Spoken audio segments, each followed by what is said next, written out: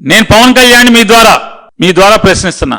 జగన్మోహన్ రెడ్డి ముద్దాయి అని చెప్పి ఎందుకు పెట్టలేదు అంటే, ముద్దాయి పెట్టకపోతే ముద్దాయి అని లెక్క చెప్పండి. ఇద్దరు ఆంధ్రప్రదేశ్ రాష్ట్ర ప్రభుత్వ అధికారులు, ముగ్గురు పరాయి రాష్ట్ర అధికారులు సిబిఐ డైరెక్టర్ నేతృత్వంలో కూలంకషంగా మొత్తం వడపోసి జగన్మోహన్ రెడ్డి గారిని గాని, వైవి సుబ్బారెడ్డి గారిని గాని, భూమన కరుణాకర్ రెడ్డి గారిని గాని, లేదా నాటి ఈవోలు జేఈఓల్ని గాని ఎవరిని కూడా దోషులుగా దాంట్లో రాయకుండా ఆల్రెడీ ఇప్పటికే దోషులందరినీ కూడా ఎవరెవరైతే అపచారం చేశారో, తప్పు చేశారో వారందరినీ కూడా కటకటాల వెనక్కి వేసింది. అంటే పేరు లేదుగా. నాకు వితండవాదం నాకు అర్థం కాల. పోలీసులు ఒక ఎఫ్ఐఆర్ లో ఫైనల్ ఛార్జ్ షీట్ వేస్తారండి, దాంట్లో పవన్ కళ్యాణ్ ముద్దాయి అని పేరు రాయలేదు. ముద్దాయి అని పేరు రాయలేదుగా, అతను ముద్దాయి అంటారా? చెప్పండి సార్. ఏమండి, అనేక ఘోరాలు జరిగినాయి పిఠాపురంలో.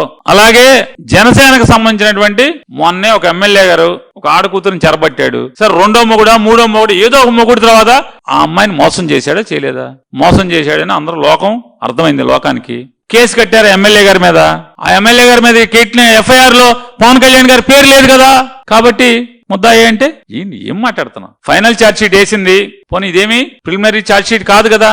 ఫైనల్ ఛార్జ్ షీట్ కోర్టుకు సబ్మిట్ చేసింది కదా, సుప్రీం కోర్టుకు కూడా, ఎపెక్స్ కోర్టుకు కూడా కాపీ ఇచ్చింది కదా. దాంట్లో ముద్దాయిల్ని ఆల్రెడీ తేల్చారు కదా. ఎవరెవరైతే ఈ తప్పుకు ఒడిగట్టారో వాళ్ళందరినీ కూడా ముద్దాయిలుగా చేశారు కదా. మరి ఛార్జ్ షీట్ క్లోజ్ అయిపోయాక, ముద్దాయిలు అందరూ ఎవరెవరో తేల్చేశాక, కేసు క్లోజ్ అయిపోయాక ఇంకా జగన్మోహన్ రెడ్డి గారు అంటే రేపు వన్ మ్యాన్ కమిషన్ వేసి వన్ మ్యాన్ కమిషన్ లో జగన్మోహన్ రెడ్డి గారిని ముద్దాయిగా చేరుద్దామని పవన్ కళ్యాణ్ గారు చంద్రబాబు అనుకుంటా ఉండుంటారు. దీన్ని బట్టి కుట్రే కదా అది.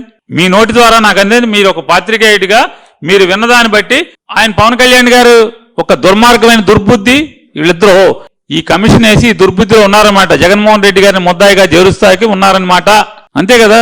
వాళ్ళేమో ఛార్జ్ ఎంక్వైరీ క్లోజ్ అయిపోయింది అన్నారు, ఇన్వెస్టిగేషన్ క్లోజ్ అయిపోయింది అన్నారు, ముద్దాయిని తేల్చేశారు. Clean chit ఇవ్వలేదుగా. అంటే మరి నువ్వు అడుగుండాల్సింది ప్రభుత్వం, మీరు ఆ సిట్ ని జగన్మోహన్ రెడ్డి గారు ముద్దాయా కాదా మాకు తేల్చివ్వండి అంటే తేల్చి ఇచ్చేవాడు.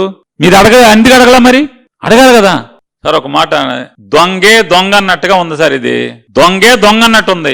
అపవిత్రం చేసిన వాళ్ళు, అపచారం చేసిన వాళ్ళు, దేవుణ్ణి జగన్మోహన్ రెడ్డి గారిని భౌతికంగా రాజకీయంగా ఏమీ చేయలేని స్థితిలో రాజకీయంగా జగన్మోహన్ రెడ్డి గారిని ఎదుర్కోవాలంటే మతం పేరుతో ఆయన్ని సర్వనాశనం మాత్రమే చేయగలం తప్పితే ఇంకేమీ చేయలేమనేటువంటి తప్పుడు బుద్ధితో మాత్రమే ఈ దొంగ మాటలు మాట్లాడుతున్నారు, ఈ అపవిత్రం అయినటువంటి రిషబ్ మాటలు మాట్లాడుతున్నారు.